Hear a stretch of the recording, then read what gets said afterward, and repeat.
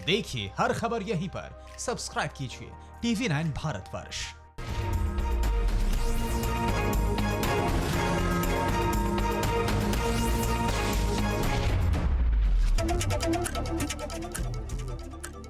Line of actual control पर चीन के राष्ट्रपति जिनपिंग और उनकी कायर सेना ने जो जाल बुना था, हिंदुस्तान ने वो जाल तोड़कर कमाल किया है। आपने जो कुछ तस्वीरें देखी, ये हिंदुस्तान की हिम्मत और ताकत का ट्रेलर भर हैं और उम्मीद ये करते हैं कि चीन को फिल्म दिखाने के लिए मजबूर नहीं होना पड़ेगा। नमस्कार, मैं हूं दिनेश गौतम। हमारे बेहद ही खास शो अड़ी में आप सबका स्वागत है। चीन से बात, विश्वास, संवाद सब बेकार हैं क्योंकि वो कैरेक्टरलेस है। जब भारत ने उसे गले लगाया, उसने पीठ में छुरा भौंका। पर ड्रैगन अब समझ चुका है कि भारत से भिड़ना नामुमकिन है। भारत चीन सीमा विवाद पर आपको इस वक्त की सबसे बड़ी खबर बता देते हैं। गलवान घाटी में चीन पीछे हटने लगा है। उसके सैनिक, उसकी गाड़ियां, उसके टेंट सब पीछे अपनी सीमा की तरफ वापस जाने लगे हैं। 22 जून को दोनों देशों के कोर कमांडर्स की बैठक हुई थी, जिसमें एक बार फिर से फैसला किया गया कि चीन और भारत सीमा पर तनातनी कम करेंगे, लिहाजा चीन की सेना पीछे हटेगी। चीन ने इसका आश्वासन दिया था और इसका असर 2 दिन बाद ही सही लेकिन नजर आ रहा है। और उसने गलवान वैली पर अपने स्ट्रक्चर्स, टेंट्स जहां लगा रखे थे, वहां से अब धीरे धीरे वो हटने, गायब होने शुरू हो चुके हैं और गलवान में चीनी सेना को पीछे हटने के लिए मजबूर होना पड़ा है।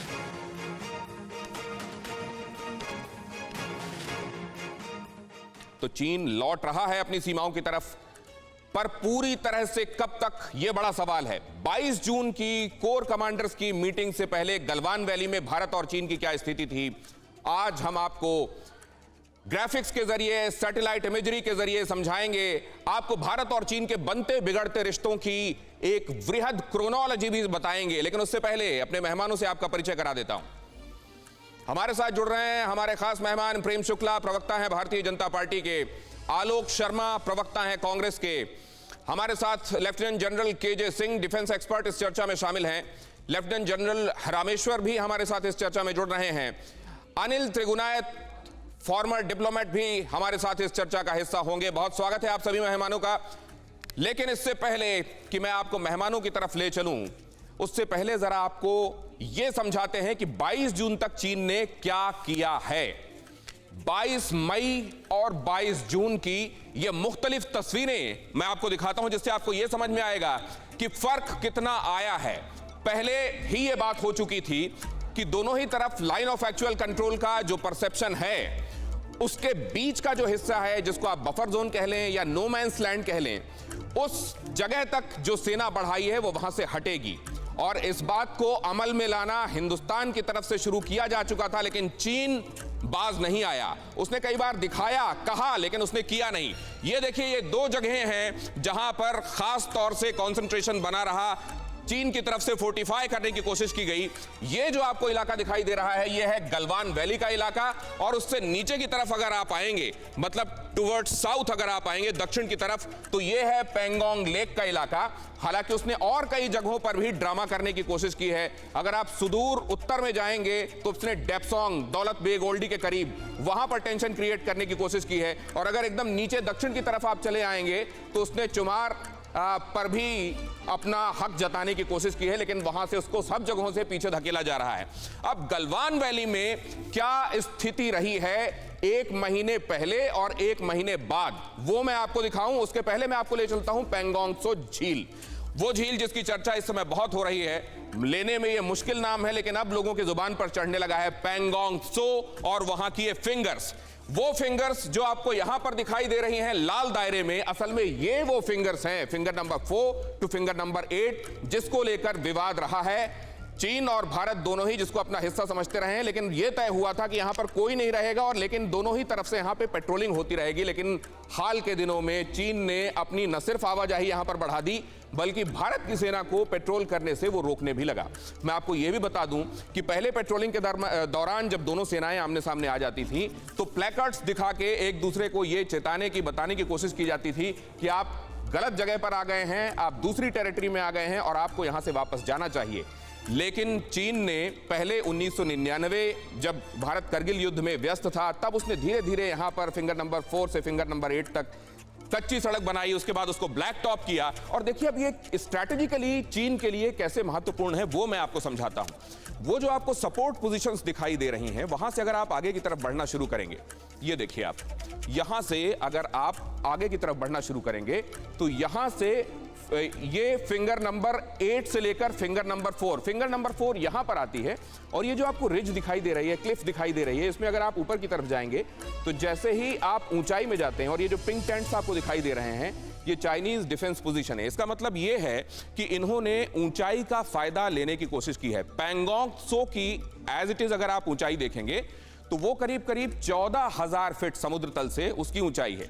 ये जो झील जिसका मैं जिक्र कर रहा हूं, ये 14,000 फीट पर है। लेकिन इसके ऊपर की तरफ जब पहाड़ी शुरू होती है तो यहां पर अगर आप इसमें क्लिफ में जाकर ऊपर की तरफ बैठ जाएं तो आपको ऑल्टीट्यूड एडवांटेज मिलता है। अगर आप यहां से इस तरफ बढ़ जाएं तो इसकी ऊंचाई जो है, इसकी अगर 14,000 फीट है समुद्र तल से, तो इसकी ऊंचाई हो जाती है करीब करीब 16,700 फीट प्रिसाइसली। अगर इस जगह पर, इस क्लिफ पर आप बैठ जाते हैं। अब यहां बैठने के बाद क्या होगा?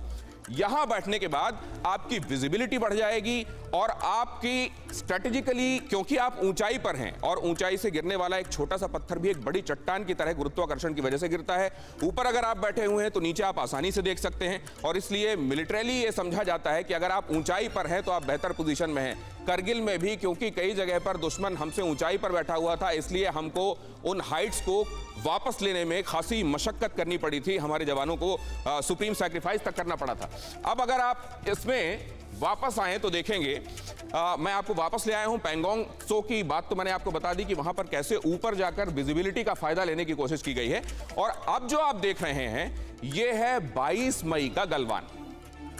22 मई को अगर आप देखें, क्योंकि 5 मई को पहले एक स्कफल की शुरुआत हुई थी, आपको ये पता है, पैंगोंग त्सो पे। और यहां पर गलवान में ये तय हुआ था कि यहां पेट्रोलिंग तो होगी, लेकिन एक दूसरे के स्ट्रक्चर्स और टेंट्स वहां से हटाए जाने शुरू होंगे। आप देखें यहां पर ये जो ग्रीन डॉट्स आपको दिखाई दे रहे हैं, जिसको मैग्नीफाई करके हम दिखाने की कोशिश कर रहे हैं, ये हिंदुस्तान की पोजीशन है, defence position on the line of actual control. उसके करीब हिंदुस्तान की ये पोजीशन है। एक्चुअली दोनों का अपना परसेप्शन है। Line of actual control, China इसको जब कहता है तो उसको हम कहते हैं CCL, क्योंकि उसका परसेप्शन है चाइनीज क्लेम लाइन। तो मतलब उसके लिए CLAC का नाम CCL हो जाता है और वो उसके अपने परसेप्शन को डिनोट करता है। अब अगर इसमें आप देखें तो आपको ये सिर्फ 3 स्ट्रक्चर्स दिखाई देंगे। ये 22 मई की बात मैं आपको कर रहा हूं, 1, 2 और ये 3। लेकिन अब इसको 1 महीने बाद अगर आप देखते हैं तो देखिए क्या होता है। देखिए यहां पर ये लाल डॉट्स के ढेर लग गए हैं। ऐसा लगता है जैसे इस पूरे रास्ते को लाल डॉटेड कर दिया गया हो। जबकि अगर आप पहले के मुकाबले देखेंगे तो जो ग्रीन डॉट्स हैं वो कदरन कम दिखाई दे रहे हैं। अब मैं बताता हूं कि जिन्होंने सैटेलाइट इमेज को पढ़ा है और इसके बारे में जानकारी दी है, वो ये दावा करते हैं कि ये डॉट्स 3 से 84 हुए। अब कितने गुना बढ़े ये आप गणित लगा लीजिए। 3 से 84 और यहां पर, माफ कीजिए, 3 से 46। और यहां पर जो हमारे ग्रीन डॉट्स थे वो 84 से घटते घटते 17 आए हैं। भारत ने डिएस्केलेट करने को, डिसएंगेज करने को लेकर जो बात कही थी वो उसका पालन कर रहा था। लेकिन चाइना, जिसको हम बार बार एम्फेसाइज कर रहे हैं, चीन का कोई कैरेक्टर नहीं है। वो हम क्यों कह रहे हैं? देखिए स्ट्रक्चर्स और टेंट, मई और जून में हालात जो मैंने आपको बताया था, भारत के मई में 84 थे, घटकर 17, 80% कम। लेकिन चीन जो सिर्फ 3 था उसने 46 किया, 1500% ज्यादा। मतलब वो असल में जो कहा जाता है, और माओ का ये बड़ा बहुत प्रचलित जुमला था, talk fight, talk and again fight. मतलब यह कि बातचीत करो लेकिन अपनी औकात दिखाते रहो और बार बार युद्ध जैसी स्थितियां बनाते रहो, और इसी को कहा जाता है निबल एंड नेगोशिएट। लेकिन हिंदुस्तान ने इसका करारा जवाब दिया है। हालांकि उस समय जबकि पूरा मुल्क और ये पूरा ग्लोब कोविड से जूझ रहा है, चाइना जो इस वायरस का भी जनक है, उसने ऐसी स्थितियां बनाई कि हिंदुस्तान को वायरस और वायरस के जनक दोनों से जूझना पड़ रहा है। प्रेम शुक्ला साहब के पास सबसे पहले मैं जानने की कोशिश करूंगा।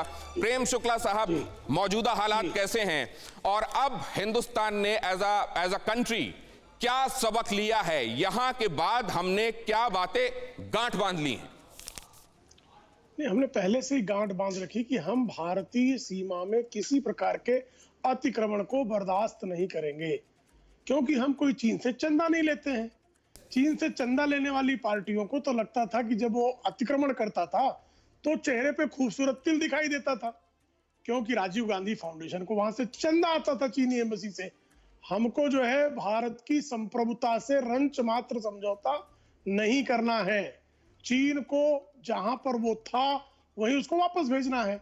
अगर वो हमारी पेट्रोलिंग लाइंस के आसपास आकर किसी प्रकार की वो निर्माण कार्य करता है, तो जैसे 15-16 की रात में जला दिया गया, उसी तरह से भविष्य में भी 1 इंच भूमि भी हम भारत की समझौता नहीं करेंगे। हम उसको 43,000 वर्ग किलोमीटर भूमि दान देने वाले नहीं हैं। हम चंदा लेकर एफटीए के लिए जो है माहौल नहीं बनाने वाले हैं। ये भारत, जिसके लिए भारतीय जनता पार्टी के लिए राष्ट्र प्रथम, पार्टी द्वितीय और व्यक्ति तृतीय है, जिनके लिए व्यक्ति ही प्रथम था, उन्होंने जो कुछ किया उसका भुगतान देश ने किया है। आलोक शर्मा जी से मैं इसका रिएक्शन चाहूंगा। आलोक शर्मा साहब, बहुत सारी बातें प्रत्यक्ष और परोक्ष रूप से कही गई हैं, जवाब। देखिए, मुझे लगता है कि बीजेपी आज भी जो है पूरी तरह से मुद्दों को भटकाने का प्रयास कर रही है। एक कहावत है कि थोथा चना और बाजे घना, तो मोदी साहब का और बीजेपी की सरकार का आज यही हालत हो गया है। आज गंभीर चुनौती है, 2 विकल्प हैं हमारे पास।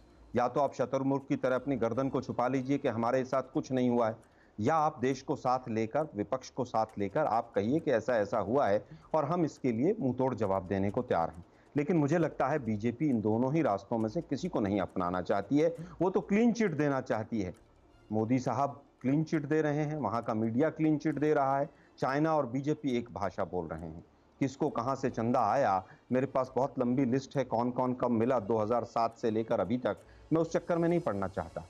मैं आज तो केवल सीधा सीधा ये पूछना चाहता हूं कि जो सवाल देश जानना चाहता है, उन सवालों के जवाब डिफेंस मिनिस्टर ने आज तक आकर हिम्मत करके एक प्रेस कॉन्फ्रेंस करके क्यों नहीं दिए। लेकिन वो उसका उत्तर नहीं देंगे, यहाँ से वहाँ घुमाएंगे। हम सीधा सीधा पूछ रहे हैं कि प्रधानमंत्री कह रहे हैं कि 1 इंच जमीन पर मेरी पर कोई कब्जा करने नहीं आया है हिंदुस्तान की जमीन पर। लेकिन तो फिर क्या 2 जून को जो देश के रक्षा मंत्री ने बयान दिया था वो झूठ बोल रहे थे, मिनिस्ट्री ऑफ एक्सटर्नल अफेयर्स झूठ बोल रहे हैं। और आज तो सबसे बड़ी बात हो गई है कि जो हमारे लेफ्टिनेंट जनरल साहब हैं, वो जो गए थे 2 बार 3 बार मीटिंग करके आए हैं इस मुद्दे के ऊपर, उन्होंने बार बार कहा है कि यहाँ से पीछे, हमारी भूमि से चाइना पीछे हटे। तो हमारी भूमि से अगर पीछे हटने की बात आर्मी कर रही है, तो मोदी जी आर्मी का मनोबल क्यों तोड़ना चाहते हैं? अगर इंटेलिजेंस फेलियर हुआ तो शुक्ला जी जल्दी से इसका जवाब, बाकी मेहमानों का रुख करूंगा मैं उसके बाद। एक अंतिम सवाल पूछ लीजिए। मैं अंतिम बात पूछना चाहता हूँ, पूछ लीजिए पैंगोंग आलोक जी, फिंगर पॉइंट 4 से 8 पर जो बंकर और टेंट लगे हुए हैं, वो हमारी आर्मी के हैं या उनके हैं? चलिए, और अगर उनके हैं तो क्या वो हमारे यहाँ पर घुसे हैं कि नहीं घुसे सर? और अगर कुछ भी नहीं हुआ है तो हमारे 20 जवान शहीद और 86 जवान। पहला राउंड है सर, संक्षिप्त रखें, बाकी मेहमानों के पास भी जाना है। शुक्ला जी देखिए, उन्होंने 5 मिनट बोला, पेट्रोलिंग पॉइंट्स की तरफ उन्होंने आने की कोशिश की, हम लोग पीछे ढकेल रहे हैं, ये स्पष्ट रक्षा मंत्री जी ने भी कहा। लेकिन सत्य से क्यों भाग रहे? राजीव गांधी फाउंडेशन को क्या 90 करोड़ का चंदा नहीं आया? क्या राजीव गांधी फाउंडेशन चंदा लेने के बाद 33 गुना हमारे व्यापार घाटे में वृद्धि नहीं हुई? और क्या राजीव गांधी फाउंडेशन एफटीए के समर्थन में काम नहीं कर रहा था? 90 करोड़ चंदा आपने क्यों लिया? क्या सर, हम लोग मुद्दे से भटक रहे हैं। और मैं एक बात और भी जानता हूं कि शुक्ला साहब, नहीं, उन्होंने भी असल में, मैं इस समय ये जानना चाहता हूं कि हिंदुस्तान की स्थिति इस पूरे मसले पर कितनी मजबूत है। मैं बाकी मेहमानों का रुख करता हूं। शुक्ला साहब, मैं आपके पास फिर आऊंगा। लेफ्टिनेंट जनरल केजे सिंह के पास मैं जाना चाहूंगा। केजे सिंह साहब, मौजूदा स्थिति क्या है? और जब कई बार चीन ने हमको यह दिखा दिया है कि उसका कोई कैरेक्टर नहीं है, ऐसे में हम एतबार कैसे करेंगे? गौतम साहब, जो मौजूदा स्थिति है वो बहुत महत्वपूर्ण है, लेकिन हमारी जो फौजें हैं, जो हमारी आर्म्ड फोर्सेस हैं, उनके कंट्रोल में भी है, बातचीत चल रही है। इसके ऊपर हमको ये सोच लेना कि ये मैगी नूडल की तरह 2 मिनट में तैयार हो जाएगी, ऐसा नहीं होगा। ये अगर आप पिछली वाकया भी देखें तो डोकलाम में 73 दिन लगे, उससे पहले सोमद्रोंग चू, जिसको हम बोंगडुम भी कहते हैं, वो 1986 में बात शुरू हुई, 1987 में जाकर डी एस्केलेशन पूरा हुआ। उसके बाद 6 साल तक वार्ता चलती रही और 2003 में जाकर समझौता हुआ। अगर हम नजदीक की बात करें तो देपसांग और चुमर में भी स्थिति को होने में वक्त लगा। ये एक बड़ी जटिल प्रोसेस है, प्रक्रिया है। इसमें पहले डिसएंगेजमेंट होता है, फिर डी एस्केलेशन होता है और साथ साथ डी इंडक्शन करने की कार्रवाई की जाती है। जो इसमें एक पॉजिटिव बात है, अभी तक चीन की तो आप क्या ये कह रहे हैं सर कि इसमें जो एक बात कही गई थी कि ग्रेजुअली डिसएंगेजमेंट और डीएस्केलेशन हम देखेंगे, ये ओवरनाइट हो जाने वाला नहीं है कि हमको अचानक जो सैटेलाइट इमेजरी जो अभी नजर आ रही है, एक हफ्ते बाद जो दिखे वहां पर कोई उनके टेंट ना हो, इसमें वक्त लगेगा, आप ये कह रहे हैं? हाँ गौतम साहब, मैं आपको बिल्कुल यही कह रहा हूं। और हमको ये रनिंग कमेंट्री हर रोज इनका विश्लेषण करना, क्योंकि अभी जब मैं जनरल केजे सिंह साहब आपसे बात कर रहा हूं तो साथ में हम दर्शकों को वो जगह भी दिखा रहे हैं पीपी 14 के करीब, पेट्रोल पॉइंट 14 के करीब, जहां पहले आप देखें तो कुछ नजर नहीं आ रहा है। ये देखिए यहां पर स्ट्रक्चर्स नजर नहीं आ रहे हैं और उसके बाद जबकि वो स्कफल हुई 15 और 16 की रात में, उसके बाद हम अचानक देखते हैं ये देखिए इस जगह पर टेंट्स की स्ट्रक्चर की, 4 वॉल्ड स्ट्रक्चर्स की भरमार दिखाई दे रही है, टेंट्स की भरमार दिखाई दे रही है। व्हीकल्स, वो अर्थ मूविंग व्हीकल्स हो या आर्मर्ड व्हीकल्स हो, दोनों की बड़ी तादाद दिखाई दे रही है। इसका मतलब यह है कि जो केजे सिंह साहब कह रहे हैं वो शायद चीन की ढिठाई को देखते हुए कह रहे हैं। ये असल में प्रोसेस नहीं है, ये प्रक्रिया नहीं है कि जब डिस्केलेट करने के बारे में, डिसएंगेज करने के बारे में आप सोचेंगे तो इतना वक्त लगता है, ऐसा प्रक्रिया के तौर पर नहीं है। लेकिन क्योंकि ये चीन है और क्योंकि ये दगाबाज चीन है, इसलिए वक्त लगेगा। रामेश्वर साहब के पास में चलता हूं इस बात को लेकर। रामेश्वर साहब, ये महत्वपूर्ण बात कही गई है कि उस पूरे इलाके में, लद्दाख के उस पूरे स्ट्रेच में टेंशन क्रिएट करने की कोशिश की गई है कई जगहों पर। कई लोग तो ये कहते हैं कि अगर आप पेट्रोल पॉइंट 16 को छोड़ दें तो पेट्रोल पॉइंट 10 से लेकर पेट्रोल पॉइंट 18 और 19 तक हर जगह इसने ट्रबल करने की कोशिश की है। ऐसे में अब हमने मिलिटरीली क्या सोचा है, हम क्या करेंगे?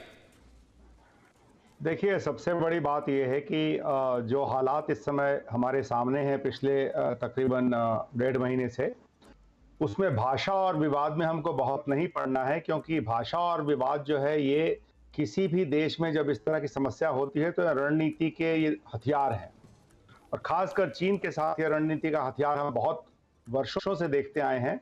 और चीन की रणनीति ऐसी ही रही है कि बात कुछ और करेगा और जमीन पे कुछ और करेगा। आवश्यकता है तो इस बात की कि सब लोग एकजुट होकर के जो हमारी दृढ़ निश्चय जो हमने एक बार सोच लिया है कि हम क्या करेंगे, उसको जो है कारगर करने के लिए जो है हमें पूरी अपनी जो ताकत है वहाँ पे लगानी है।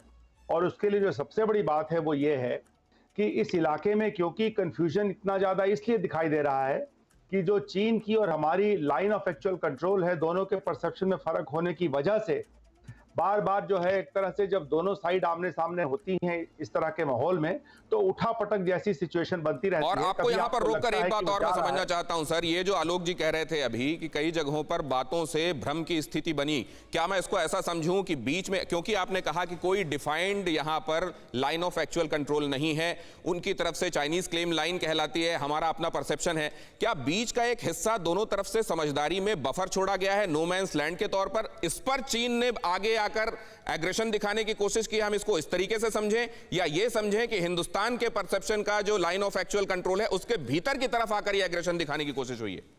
देखिए, ऐसे है कि क्योंकि लाइन ऑफ परसेप्शन हम बोल रहे हैं तो अभी से इसको चीन का या भारत को कह देने में थोड़ी समस्या हो जाएगी। होता क्या था कि ये पूरा ही नो मैन लैंड रहा है। हमारी जो परसेप्शन है ज्यादा पूरब की तरफ जाती है, उनकी परसेप्शन जो है पश्चिम की तरफ आती है।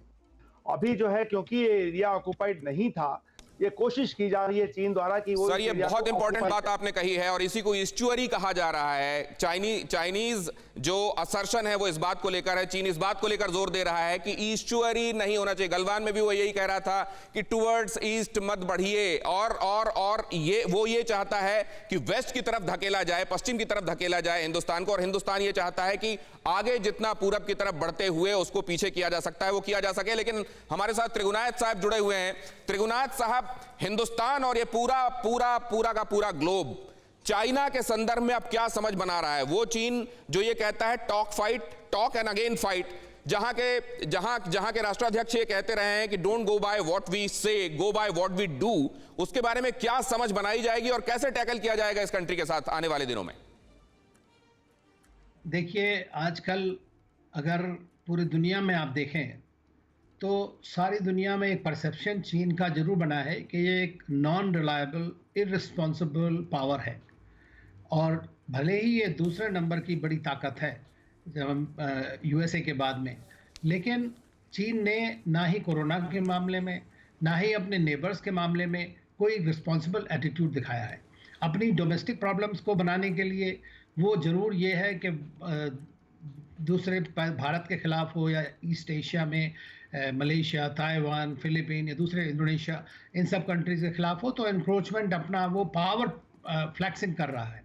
दूसरी चीज़ ये है कि जहाँ तक अमेरिका का सवाल है, अमेरिका और चीन जो दो बड़ी ताकतें हैं दुनिया की, उन दोनों के बीच में काफ़ी तनावपूर्ण स्थिति चल रही है जो पिछले कई सालों से। सर, एक और खबर आई और ये भी इंपॉर्टेंट है, इस पर भी आपकी टिप्पणी चाहूंगा। कहा यह जा रहा है कि जो गोरखा जिले का रुई इलाका है नेपाल का, नेपाल को उसने बहुत उंगलियों पर नचाया, यहां तक कि हिंदुस्तान के खिलाफ भी प्रोवोक किया। अब रुई में उसने जो नेपाल के खंबे हैं वो हटा दिया है, वहां चीन का तिब्बत ऑटोनॉमस टेरिटरी इसके बोर्ड लगा दिए हैं वहां पर। अब रुई पर वो काबिज हो गया है। क्या अब नेपाल को समझ में आ रहा होगा कि चीन के साथ कुर्बत की कीमत क्या होती है? देखिए, मैं जहां तक नेपाल और चीन की बात है, नेपाल ने जो अभी भारत के साथ किया इस बीच में डायलॉग को छोड़ के आर्बिट्रेरीली, जिसको कार्टोग्राफिक एग्रेशन के नाम से जाना जा रहा है आजकल, ये मैं समझता हूं कि उन्होंने ठीक नहीं किया। अब उनको खुद ही केवल एक पॉइंट था सर जिसको सामने रखना था, वो पॉइंट ये था कि वो जिनका सगा बनता है उनको भी जम के ठगता है। और एक बार फिर से मैं आपको दिखाता हूं कि कैसे हिंदुस्तान ने बार बार ड्रैगन के साथ सदाशयता का परिचय दिया है, लेकिन ड्रैगन ने बार बार कैसे अपनी औकात दिखाई है। देखिए जरा, और इसको लेकर फिर अपने मेहमानों का रुख करूंगा मैं, किस तरीके से अलग अलग सेक्टर्स में हिंदुस्तान ने चीन के साथ over a period of time एक मैग्नानिमिटी, उदार दिल दिखाया है, लेकिन बदले में चीन की तरफ से क्या मिला है। चीन के साथ आर्थिक और व्यापारिक रिश्ते कैसे शुरू हुए, कहां पहुंचे और अभी कहां खड़े हुए हैं। असल में चीन के साथ अपने डिप्लोमेटिक रिश्तों की हम 70वीं वर्षगांठ मना रहे होते इस साल, और इसके लिए बहुत सारे इवेंट्स भी प्लान किए गए थे, लेकिन पहले कोविड और अब गलवान के बाद इनकी कोई गुंजाइश बचती नहीं है। सबसे पहले आप देखिए भारत और चीन के आर्थिक व्यापारिक रिश्तों को।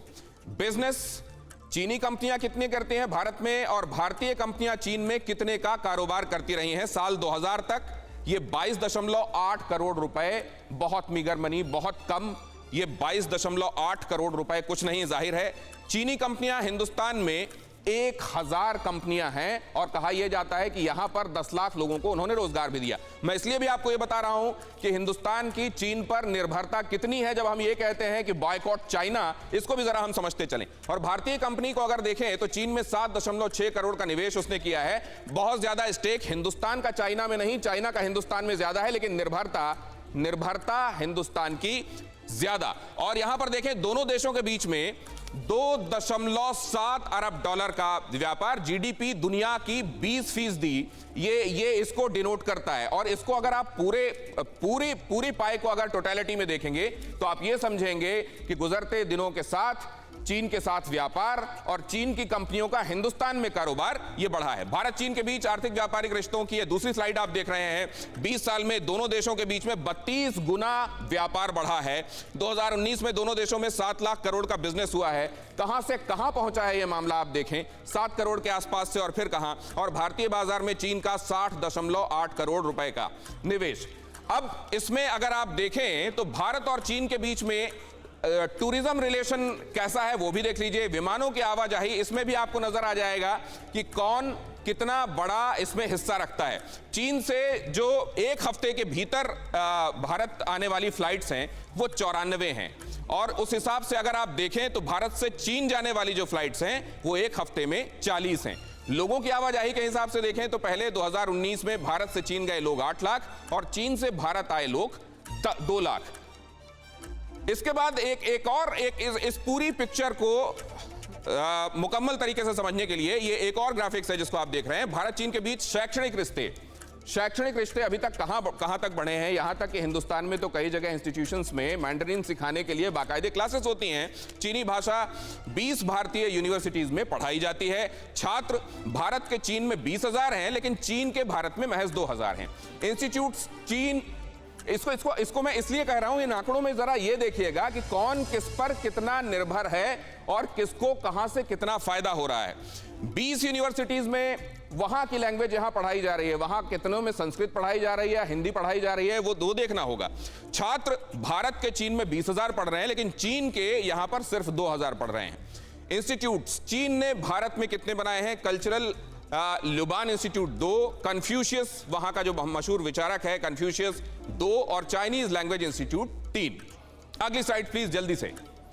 इसमें आपको यह भी समझ में आ रहा है कि किस तरीके से व्यापारिक, शैक्षणिक और टूरिज्म से रिलेटेड मामले आगे बढ़े हैं। और जैसा कि मैंने आपको पहले बताया कि चीन के साथ 1950 में हमारे डिप्लोमेटिक रिश्ते शुरू हुए थे। 1962 में जबकि वॉर हुआ, उसके बाद ये जो डिप्लोमेटिक रिश्ते हैं एक तरीके से खत्म हुए थे। 76 में फिर शुरू हुए और 70वीं वर्षगांठ मनाई जाती। वो क्या इवेंट्स प्लान किए गए थे, क्या होता, मैं उसकी तरफ ले जाऊंगा, लेकिन सबसे पहले मैंने जो आपको अभी दिखाया उस पर जरा अपने मेहमानों की राय ले लूं।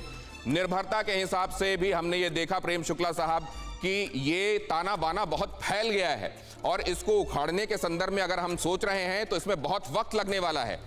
और तब जबकि अब ये ग्लोबलाइजेशन का दौर इतना आगे बढ़ चुका है, इसमें अचानक बैक गियर लगाना भी मुमकिन नहीं है। हिंदुस्तान की जनता पर ही सब कुछ छोड़ा जाएगा या पॉलिसी लेवल्स पे भी बड़े डिसीजंस देखने को मिलेंगे? देखिए, आपने बहुत अच्छा किया बताया कि 2004 से 2014 के बीच में सबसे ज्यादा व्यापारिक घाटा चीन के साथ घटा बढ़ा कब? 33 गुना व्यापारिक घाटा कब बढ़ा? जब राजीव गांधी फाउंडेशन को पैसा मिला। मैं फिर तो उसी बात पर आ रहा हूं। और 2014 से 2019 में देखिए, 2018 में सर ये बात आप लोग बार बार कह रहे हैं। आप अगस्त का 2008 का उसका भी नहीं प्रेम शुक्ला साहब, आप उसका भी हवाला देते हैं जो कम्युनिस्ट पार्टी और कांग्रेस पार्टी के बीच में करार हुआ, उसकी तस्वीरें भी दिखाई गई, इसकी भी बात आप कर रहे हैं। आप क्या कहना चाह रहे हैं? मैं ये कहना चाह रहा हूं कि एक पार्टी के संचालक शक्ति परिवार ने वहां से पैसे लेके क्विड प्रो को में जो तो एक बात का जवाब और दे दीजिए प्रेम शुक्ला साहब। जब ये देखा जा रहा था, पूरी हो जाने दीजिए, बस मेरी बात पूरी हो जाने, फिर आप पूछ लीजिएगा प्रश्न। 2017-18 में $76 बिलियन का इंपोर्ट था चाइना से। 2020 में 19-20 में वो घटकर जो है $64 बिलियन हुआ कि नहीं हुआ? तो $12 बिलियन एक कार्यकाल में घटता है और एक के कार्यकाल में बढ़ता है। तो इसमें कुछ तो बात होगी ना, कोई तो उसमें एक तत्व होगा, कोई शक्ति होगी जो इस व्यापारिक घाटे को बढ़ाने में जो है क्रियात्मक योगदान कर रहा था। ये सत्य है कि नहीं? बताइए आलोक जी। कि मोदी जी केवल 2 देशों में जाते थे जब वो मुख्यमंत्री थे, चीन और जापान। 18 बार वो चीन के राष्ट्रपति से मिले, क्या बात हुई हमें नहीं पता। ये बिल्कुल सही कह रहे हैं हमारे जो मित्र हैं शुक्ला जी। 2007 में 30 जनवरी को राजनाथ सिंह जी बीजेपी और चाइनीज कम्युनिस्ट पार्टी के बीच में क्या करने गए थे, वहां पर जरा बता दें। 17 October 2008 Communist Party of China politburo के मेंबर्स आते हैं दिल्ली और एक एग्रीमेंट साइन होता है। जनवरी 2009 आरएसएस और बीजेपी के लोग 5 दिन की यात्रा करते हैं जिस पे अरुणाचल और तिब्बत पर चर्चा होती है, पता नहीं क्या चर्चा करके आते हैं। 19 जनवरी 2011 गडकरी जमा 5 सांसद मजबूती के लिए वहां जाते हैं। मई 2014 इनकी सरकार आ जाती है और नवंबर में ही चंदा बताइए, चंदा कितना लिया? चंदा बताइए। 13 मैं बताऊंगा उसका भी, चिंता नहीं करें आप। हाँ बताइए, निश्चित स्वागत रहेगा। फिर बीच में बोलेंगे। 14 मई 7 दिन की द पार्टी स्कूल के साथ सीखने जाते हैं कि चंदा और व्यापार घाटा बताइए। उसके बाद प्रश्न चंदा और व्यापार घाटे पर है। बताते हैं, आप चिंता नहीं करें, व्यापार घाटे पे बताइए, स्वागत रहेगा। केवल एक आंकड़ा ले रहे हैं, 12 बता नहीं सकते, मेरी पूरा विश्वास है। 1 घंटा आप पढ़िए फिर भी मुद्दे पर नहीं आएंगे। अगर आपके पास सुन रहा हूं, लेकिन आप बता दें। 1 घंटा बाद ही बता दीजिएगा। शो खत्म होने तक बता दीजिए, बता दीजिए। अगर ऐसे डिबेट करानी है तो फिर क्या फायदा होगा? 2012 होने के बाद बता दीजिए। 12 बिलियन डॉलर कम हो गया। अरे भाई 2012 में तो फरवरी के बाद से कोई भी इंपोर्ट ही नहीं हुआ है। उसका कारण सीधा ये रहा है, कोविड का मैटर रहा है। मुझे लगता है कि जो 60% पिछले 6 साल के अंदर इंपोर्ट बढ़ा है वहां से, उसका कोई जिक्र नहीं कर रहा है। अरे भाई, हमारी पॉलिसी गलत थी तो उनको बंद कर देते।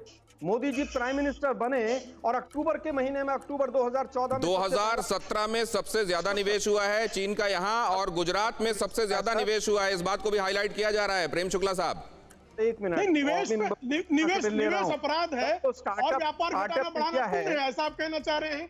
चंदा लेकर व्यापार घाटा बढ़ाना ये पुण्य है और इन्वेस्टमेंट अपराध है। ये नई अर्थव्यवस्था, नया अर्थशास्त्र राहुल गांधी आ रहा हूं आलोक जी, जब आप सुन ले एक बार, उसके बाद आ रहा हूं। आपका अपनी बात भी कह लीजिएगा, बाकी मेहमानों के पास भी जाना है। मैं यही पूछना चाहता हूँ, स्टार्टअप इंडिया में 33 गुना व्यापार घाटा बढ़ाना, चंदा लेकर ये पुण्य कर रहे हैं। और लेकिन मेरे को ये समझना है सर, मैंने अभी जो तस्वीर देखी, मेरे को आप दोनों मेहमानों से समझना है। कांग्रेस ने भी इतने सालों तक इस देश को रूल किया है, भारतीय जनता पार्टी के हाथ में बागडोर है। मेरे को यह समझना है कि जो निर्भरता मैं देखता हूं, ये एक बड़ा गैप देखता हूं, एक्सपोर्ट इंपोर्ट में एक बड़ा ट्रेड डेफिसिट दिखाई देता है। कितनी फ्लाइट्स वहां से आती है, कितनी यहां से जाती है, उसमें एक बड़ा ह्यूज अंतर दिखाई देता है। कितने स्टूडेंट्स वहां से यहां आते हैं, यहां से वहां जाते हैं, उसमें एक बड़ा अंतर दिखाई देता है। सर, ये निर्भरता हमारी, जो हमने अलग अलग सेक्टर्स में अपने आप को डिपेंडेंट कर लिया है सर चीन पर, इसका क्या हल सोचा जा रहा है? प्रेम शुक्ला साहब, उसके बाद आ रहा हूं आपके पास में। आलोक जी, देखिए हमने तो पॉलिसी चेंजेस करना शुरू किया। हमने पहली बार जो है अमेजन और स्नैपडील कोई आज तो नहीं आई, 2014 के बाद तो नहीं आई ना, लेकिन हमने कहा उनसे, हमारी सरकार कहती है कि जब प्रोडक्शन कहाँ हुआ किसी भी आइटम का, वो लिख कर दीजिए। ये हुआ कि नहीं हुआ? हमने एफडीआई पर जो है पुनर्विचार किया, उस पर नियम बदले कि नहीं बदले? आप 2004 से 2014 बताइए, 2009 में कुछ वस्तुओं पर कस्टम ड्यूटी बढ़ा दी गई थी। ठीक है सर, ठीक है सर, बाकी मेहमानों के पास जाना है। आलोक जी की बात लेते हुए सर, प्लीज यहाँ पर आपको रोकना होगा। प्रेम शुक्ला साहब, आलोक जी जल्दी से बात पूरी कीजिए प्लीज। गौतम जी, मैं एक छोटा सा आंकड़ा दे देता हूं कि 2014 में प्रति व्यक्ति जो इंपोर्ट था चाइना से, वो 3000 का था, जो 2020 में बढ़ के 6000 का हो गया। सरकार मोदी जी की है। 2019 में $68 बिलियन और $16 बिलियन का गैप जो है लगभग 40% बढ़ गया। 2015 और 19 में अगर आप देखें तो स्टार्टअप्स में 5.5 बिलियन रुपीस लगा है। पेटीएम, जिसका मोदी जी झुंझुना लेकर घूम रहे थे, उसमें अलीबाबा का पैसा लगा है। ओला हो, स्विगी हो, स्नैपडील हो, इनके सबके अकाउंट्स उठा लीजिए। मोदी की टाइम में सबसे ज्यादा वाइब्रेंट गुजरात में फले और फूले हैं ये। 2019 में जनरल सेक्रेटरी इनके अरुण सिंह जी गए थे 5 सांसदों को पार्टीबाजी छोड़कर हम अगर ये सोच लें कि आगे हम क्या करने वाले हैं देश के तौर पर, ये बात ठीक कह रहे हैं आपकी, बहुत उलझा हुआ मामला है। हर कंपनी में घुस गया है इन्वेस्टमेंट, लगभग बड़ी कंपनी में। अब आगे क्या करेंगे हम मुल्क के तौर पर, मैं ये जानना चाह रहा हूं। अभी दूसरे मेहमानों का रुख करूंगा। जनरल केजे सिंह साहब, ये जो दिखाई देती है ओवरऑल पिक्चर, ठीक है, एक सामरिक रास्ता है जिसको मिलिट्री देखती है, और आप क्योंकि उसको रिप्रेजेंट कर रहे हैं तो जाहिर है मेरा सवाल एक्चुअली उस बारे में होना चाहिए। लेकिन कोई भी चीज आज की दुनिया में आइसोलेशन में नहीं है, एब्सोल्यूशन में नहीं है, उसको कंपैरिजन में और दूसरों के साथ रिश्तों के लिहाज से देखना पड़ता है। ये बताइए, ये जो पूरा सिनेरियो है डिपेंडेंसी का, और उसमें हमारे पास एक रास्ता सामरिक भी है, एक रास्ता कूटनीतिक भी है, एक रास्ता आर्थिक भी है। आपको क्या लग रहा है कि इस पूरे मामले में कौन सा वो फैक्टर है जो ज्यादा बैलेंस कर सकता है चीजों को? गौतम साहब, देखिए, ये एक लंबी लड़ाई है। पिछली बार भी मैं आपको बताने की कोशिश कर रहा था कि चीन मनोवैज्ञानिक पहलुओं पर जोर देता है। वो कोशिश कर रहा है ये जमावड़ा दिखाकर कि हमारे ऊपर साइकोलॉजिकल प्रेशर बढ़ जाए। तो हमको इस चुनौती का इकट्ठे मिलकर, इकट्ठे होकर सामना करना है। जिस तरह की बहस हम करते हैं पार्टियों के बीच, इसको हमें कम करने की कोशिश करनी चाहिए, क्योंकि चीन तो चाहता ही है कि चीन में तो कोई ऐसी बहस होती नहीं।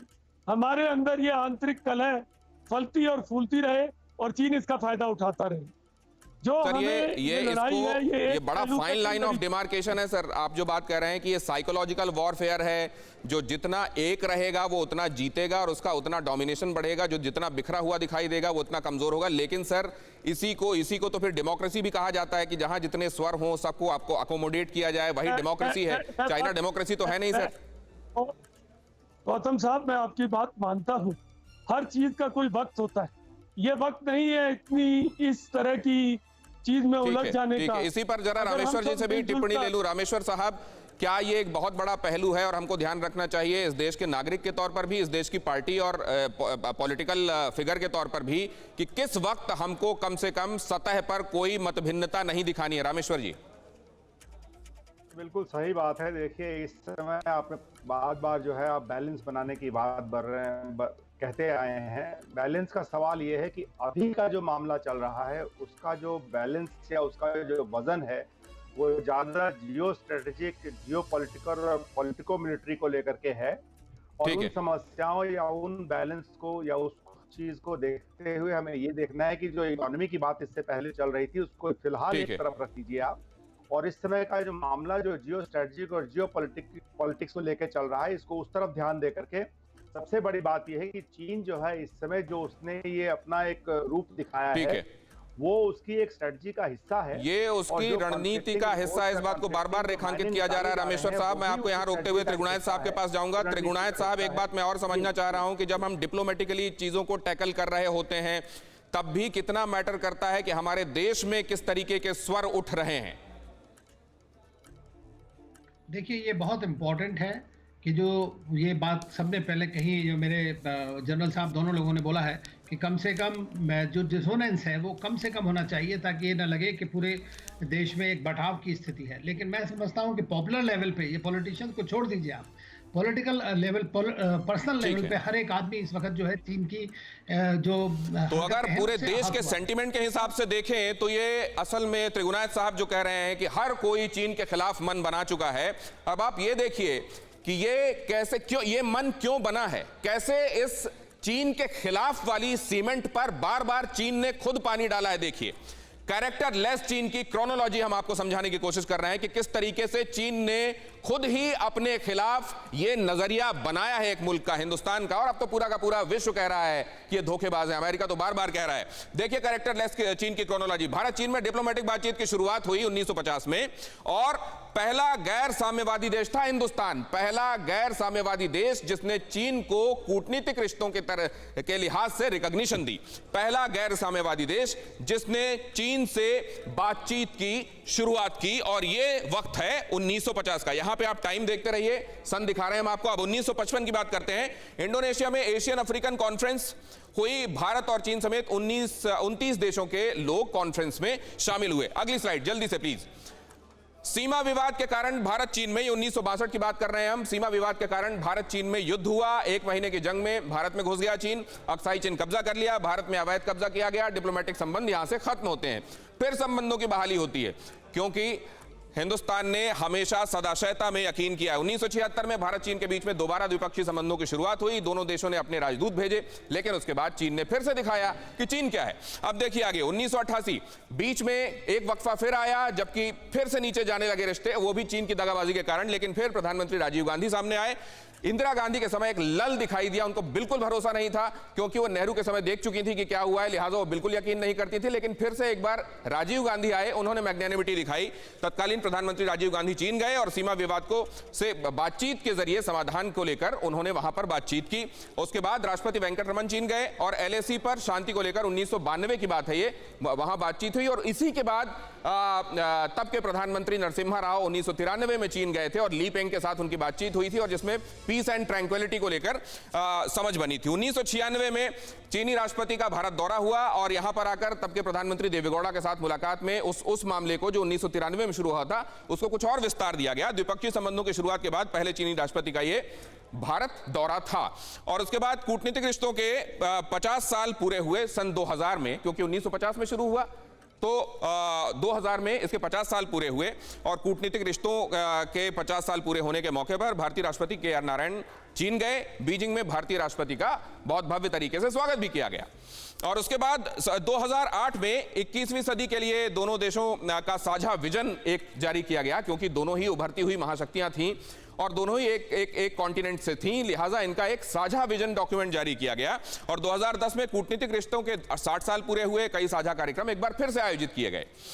उसके बाद 2011 में इंडिया चाइना एक्सचेंज ईयर मनाया गया। कल्चरल कॉन्ट्रैक्ट्स बनाने पर सहमति हुई। ये पूरा का पूरा साल दोनों देशों के बीच साझा चीजों को लेकर उसके नाम कर दिया गया था। और उसके बाद 2012 में चीन भारत दोस्ती कोऑपरेशन मनाने के लिए तैयार हुआ। और 2012 के बाद 2015 में 7वीं ब्रिक्स समिट में मोदी जिनपिंग मिले। मानसरोवर यात्रा के लिए नाथुला दर्रे को खोला गया, वहां से फिर उसके बाद भारतीय श्रद्धालु जो है वहां से जाने लगे। और 2018 में वुहान में मोदी जिनपिंग के बीच मीटिंग हुई, एक इनफॉर्मल समिट की शुरुआत हुई। क्विंगडाओ चिंगदाओ में मोदी जिनपिंग की बातचीत हुई, ब्यूनस आयर्स में 10वीं ब्रिक्स समिट में भी उनकी मुलाकात हुई।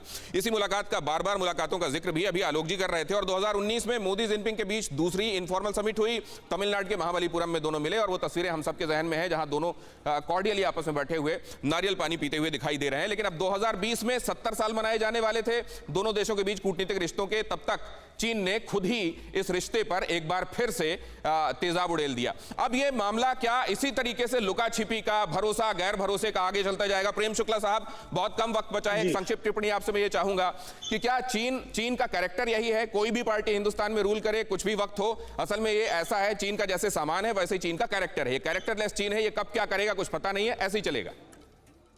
ये चीन का कैरेक्टर तो ठीक है, चीन का कैरेक्टर पूरी दुनिया जानती है, लेकिन उस कैरेक्टरलेस चीन को जो है 1950 में संयुक्त राष्ट्र में लाने वाले कौन है?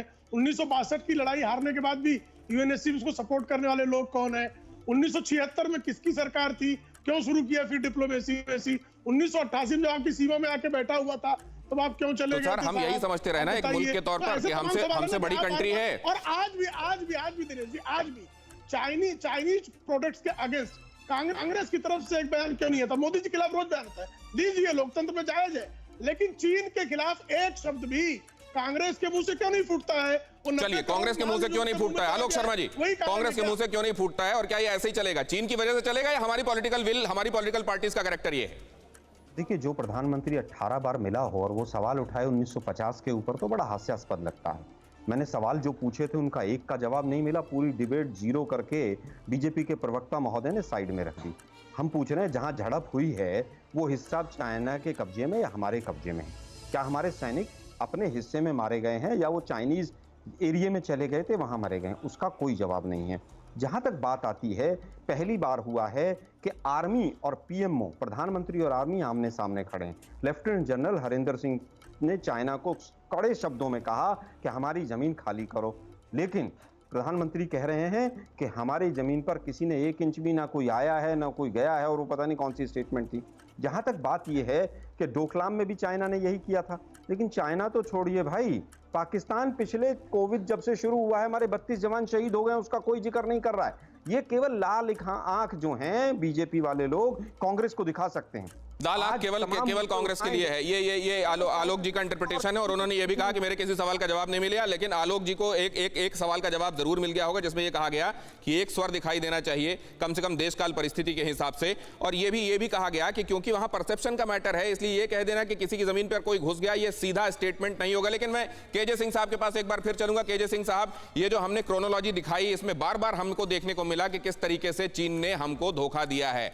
चीन अपना कैरेक्टर बार बार उजागर करता रहा है कि असल में वो कैरेक्टरलेस है। हमको ये सच्चाई स्वीकारनी पड़ेगी और इस हिसाब से खुद को तैयार करना पड़ेगा अब आगे। बिल्कुल, हमको चीन के ऊपर भरोसा करने से पहले वेरिफिकेशन करना पड़ेगा।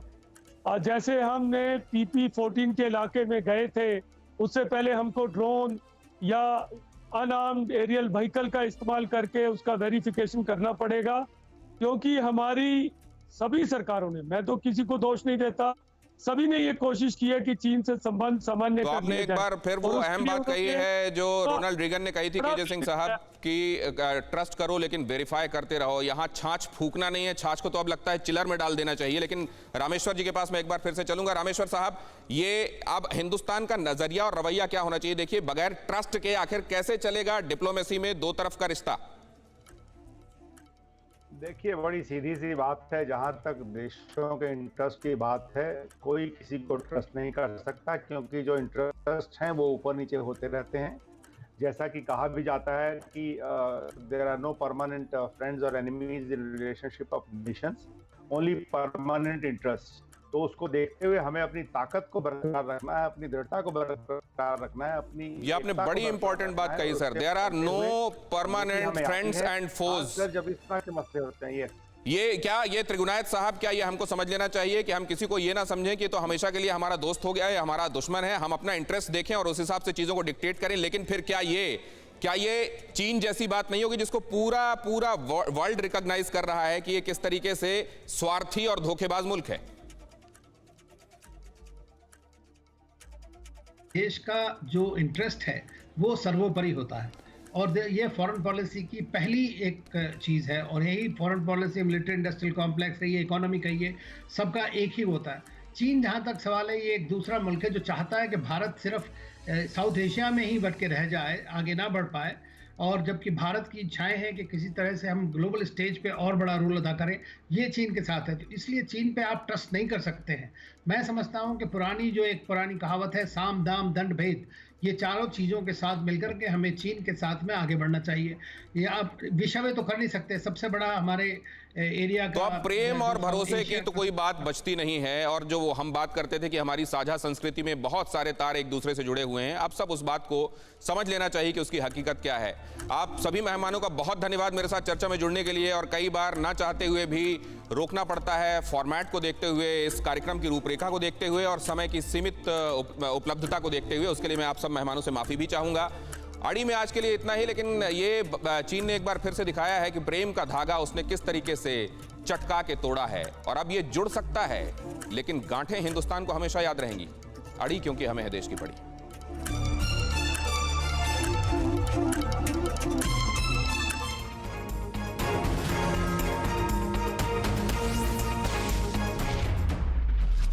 परवाह देश की, सोमवार से शुक्रवार रात 10 बजे TV9 भारतवर्ष पर।